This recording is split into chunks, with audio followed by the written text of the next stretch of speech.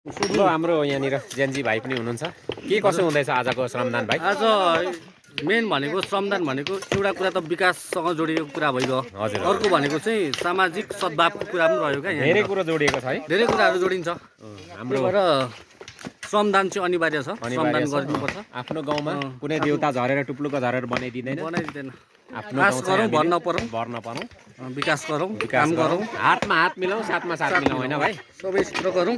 अब राजनीतिक अस्थिरताहरू भइरहेछ देशमा, त्यो मिलाएर जाउँ। राजनीतिक परिवर्तन केही होला, किनभने नयाँ अब आश गरौँ। हामीमा धेरै नै आश छ होइन। अब चाहिँ केही होला भन्ने आश छ।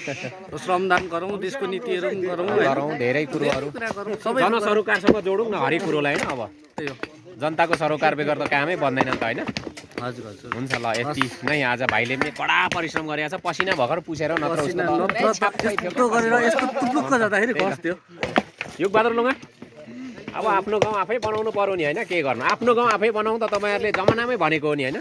एमाले मात्रै भनेर नि हुँदैन। त्यही त अब त्यही त कतिपय मुद्दाहरू पुरा गर्ने सिलसिलामा छौँ हामी होइन।